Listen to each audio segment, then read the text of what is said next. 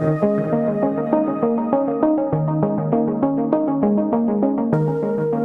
National Coronavirus Command Council has decided to enforce a nationwide lockdown for 21 days.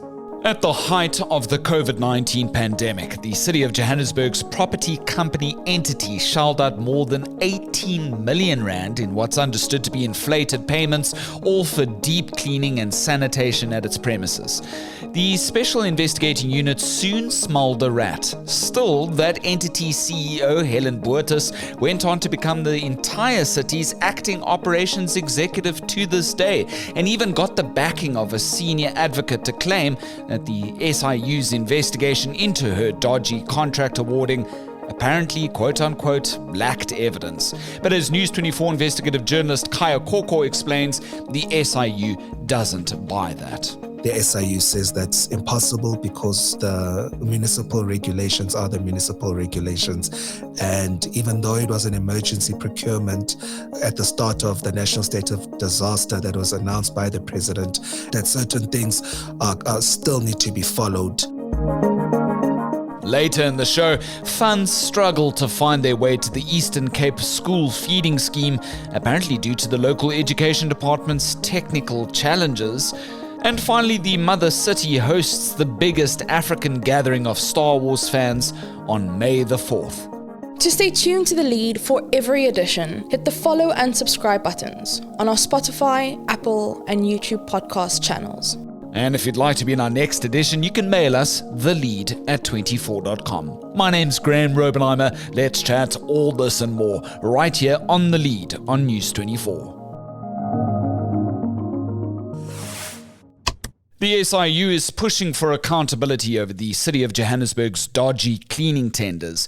But senior advocate Pule Seleka claims the SIU's probe into these contracts under the acting COO Helen Botes' tenure doesn't hold water, which of course the SIU in turn denies. Now the DA's also waded into this mess, calling for Botes' head, insisting her appointment is illegal. Now to make heads or tails about what's going on in Johannesburg's council chambers, we're joined now by investigative journalist Khaya Koko. Khaya, fantastic. Welcome back to The Lead. Thank you so much for your time today. Thank you, Graeme. Let's begin with what we know about the original tenders from March 2020 originating out of this Johannesburg property company. It's probably an entity that a lot of South Africans don't really know an awful lot about.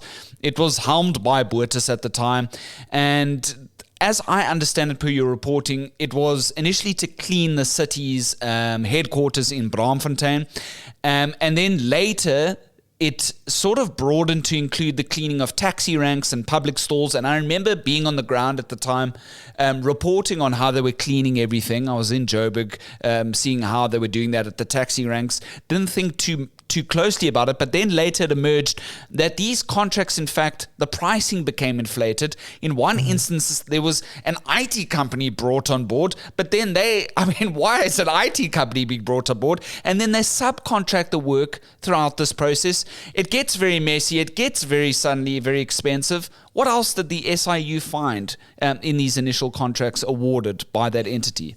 Firstly, that there was no approval for them, Graeme. The Municipal Finance Management Act, as well as supply chain management regulations, stipulate that whenever a deviation occurs from normal procurement processes, that the board needs to approve that.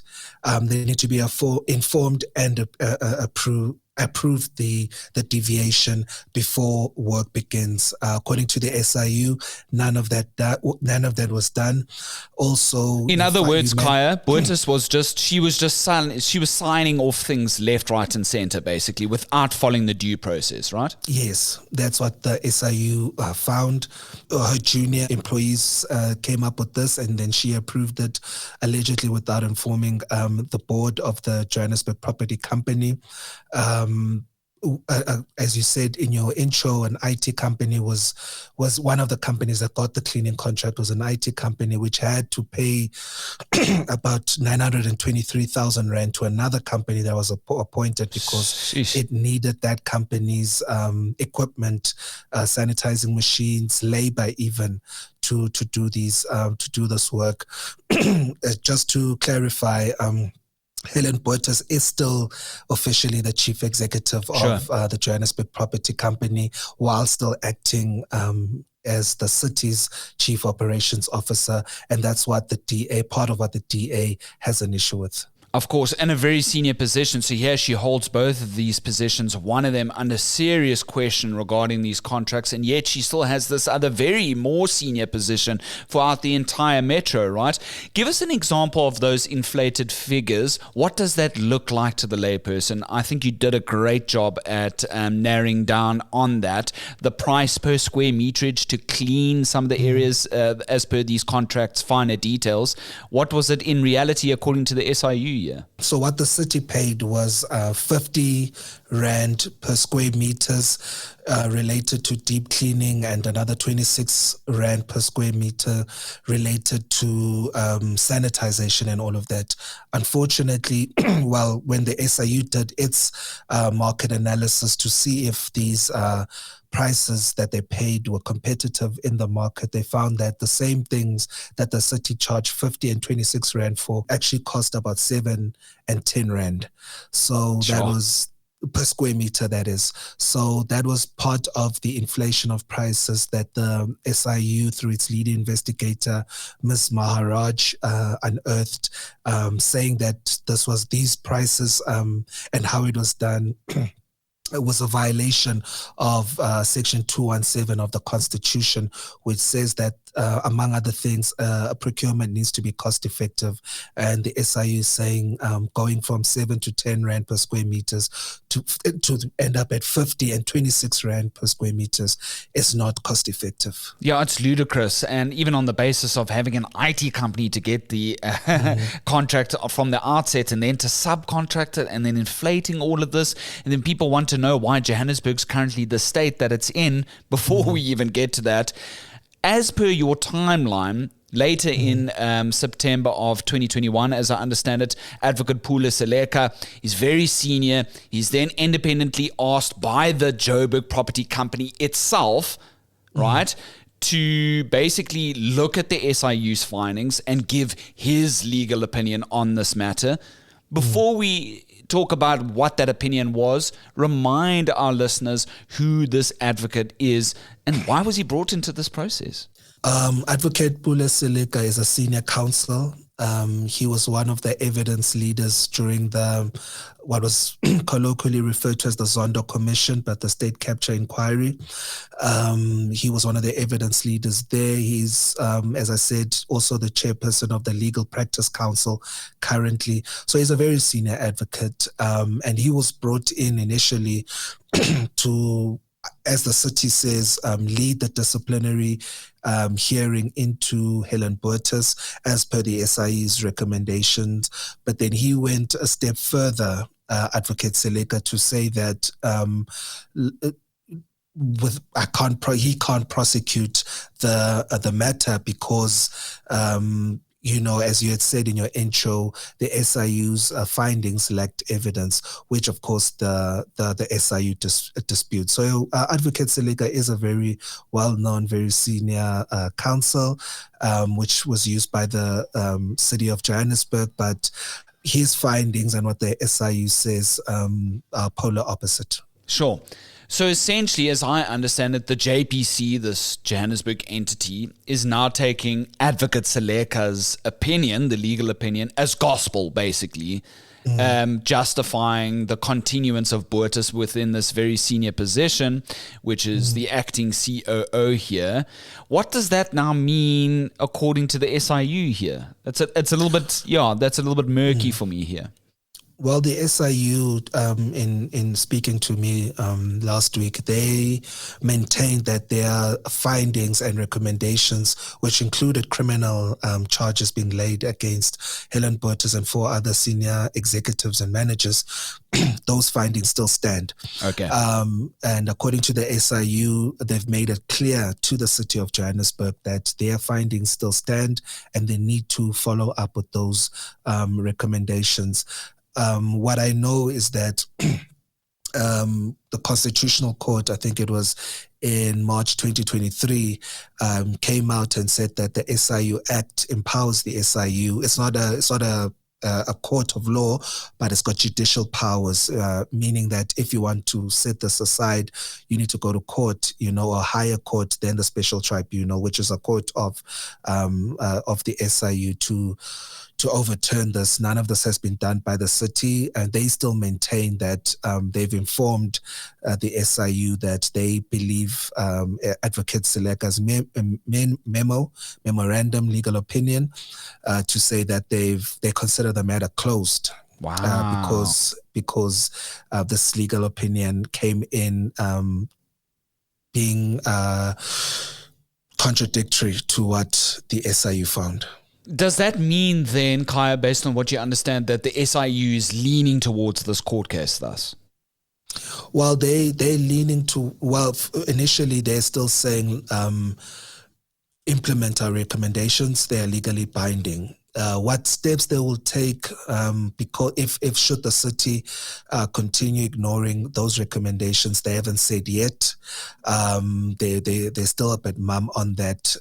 But as far as the SIU is concerned, those findings are still legally binding, and they want the city to enforce them. And according to the SIU, they have told the city as such. As much, rather.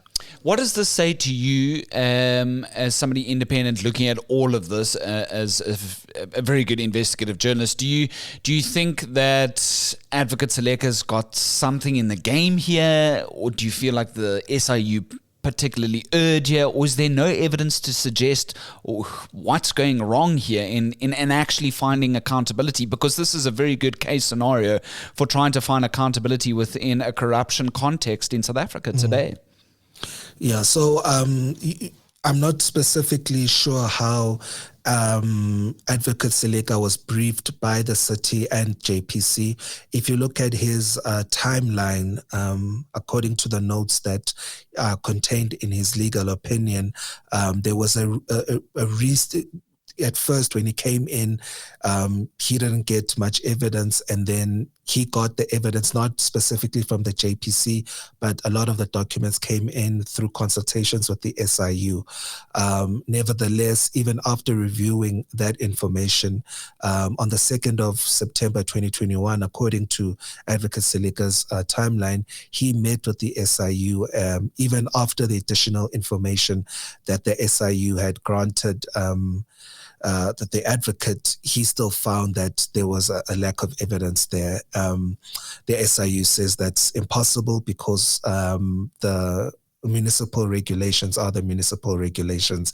And even though it was an emergency procurement, at the start of the national state of disaster that was announced by the president and the then COGTA minister, Dlamini Zuma, that certain things still need to be followed, even if it's a truncated period. You still need to be cost effective, even if it's an emergency procurement.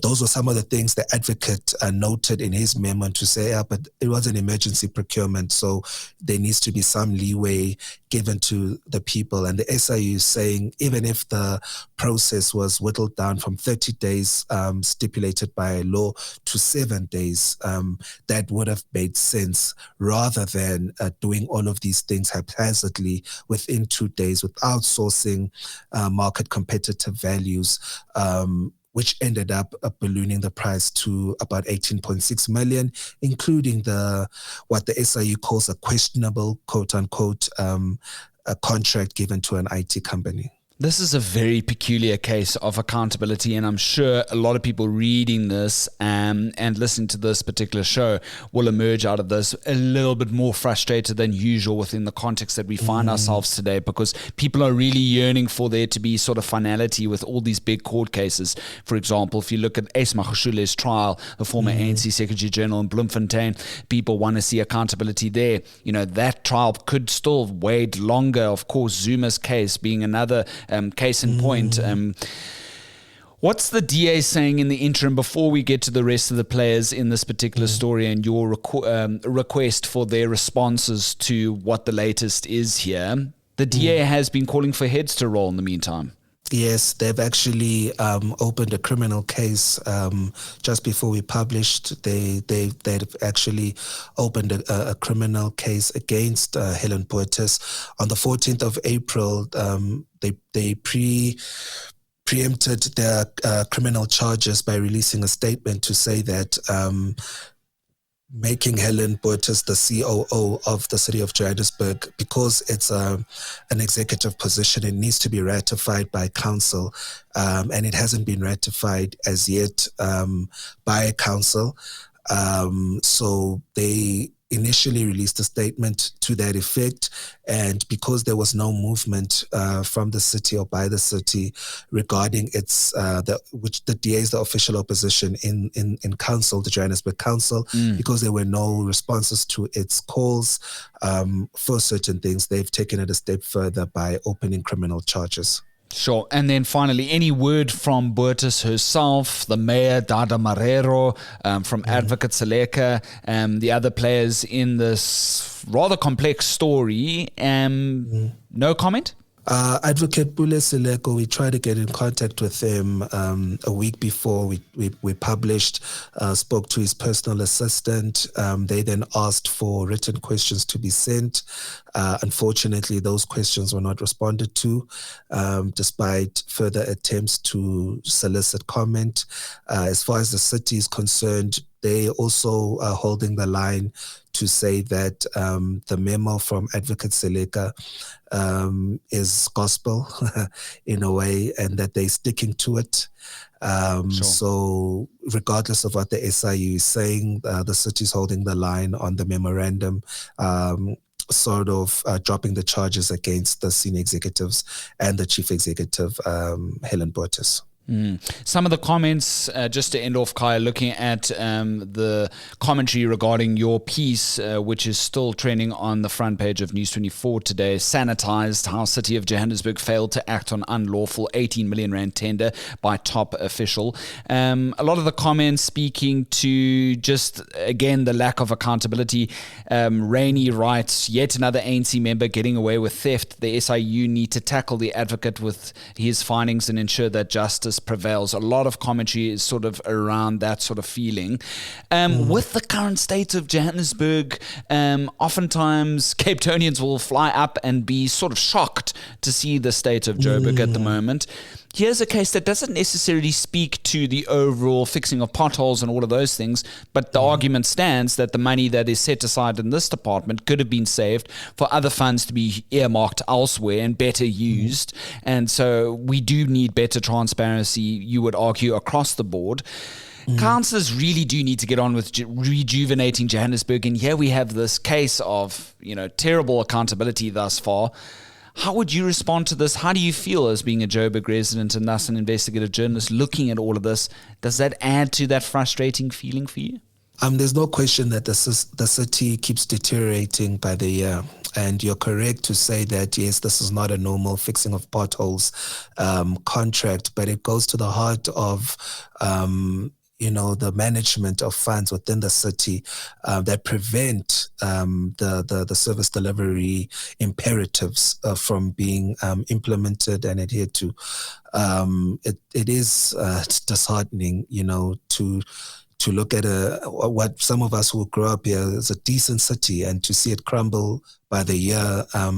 It speaks to a larger malaise and a larger decline to the city, and especially because even if a a body as reputable as the SIU comes back with a comprehensive investigation into wrongdoing and lays it down for the city, making its job easier to say, okay, well, these are the issues, these are the recommendation, this is how you can effect consequence management. None of that is followed up on. Yeah, an IT company should not be given millions to clean the headquarters of the city of Johannesburg's property company. That doesn't sound like a correct sentence to me.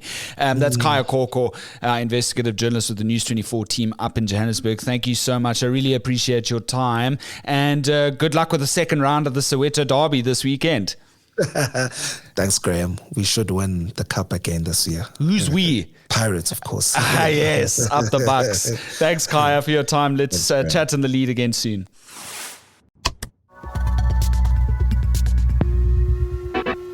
To our trending topic now, the Eastern Cape Education Department's failure to finalise the first payment this year for the National School Nutritional Programme meant that many pupils pitched for class today without a meal to look forward to.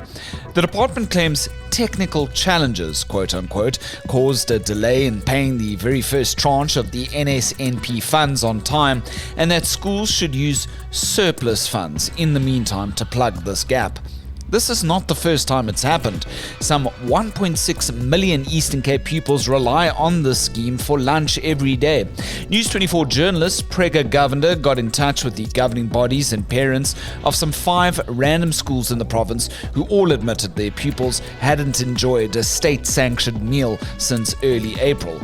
Some are concerned that the major food failure may result in unprecedented school dropouts and fights between pupils. The National Professional Teachers Organisation says other provinces provided school meals without issue. Meanwhile, the Federation of Governing Bodies of South African Schools claims that the Eastern Cape Education Department lacks proper leadership and accountability. You can read Govender's full story, Blame Game, as Eastern Cape schools fail to feed thousands of pupils after funding runs dry.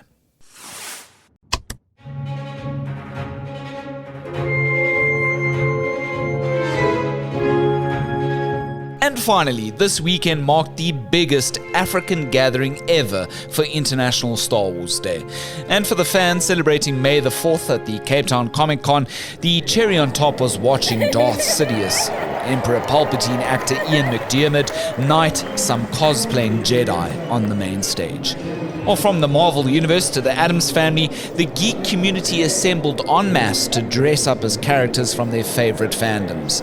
Gamers competed in esports from FIFA to Tekken and dreamt up compelling stories on their Dungeons and Dragons and Magic the Gathering journeys. Cape Town Comic Con show director Carla Musman tells me that the 4-day festival was sold out, proving that it's now rivaling some similar overseas events. I've visited a few of the international cons. I've been to New York Comic Con. San Diego was the first and is the mothership and starter of all of this. But they're starting to notice us. I mean, the numbers we've gotten over the years is growing as fast as Chicago show, which is about 200,000 a day come through to that show. So we already making some noise. They're approaching us.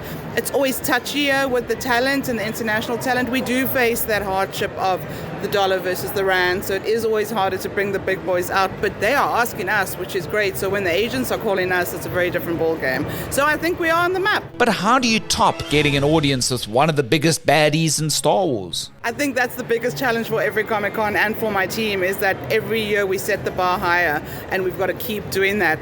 Ian was perfect for Star Wars Day. We're going to see what the maps show in the pop culture world next year and see how we can line that up. So, the Star Wars fans are there, but now I do know that a little bit of the Game of Thrones fans are asking for some things, and we get a lot of requests. But again, we're going to see. We will definitely top it, though. That's our mission.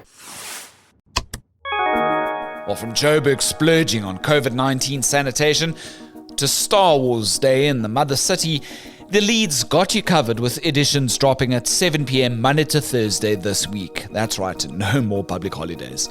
We'd love more of your mails, comments, and especially voice notes. You can mail thelead at 24.com. That's to be heard in our next edition. Also, you can hit the follow and subscribe buttons on our Spotify, Apple, and YouTube podcast channels to be alerted when the next edition drops. My name's Graeme Raubenheimer, and so long as there's news, we'll have the lead.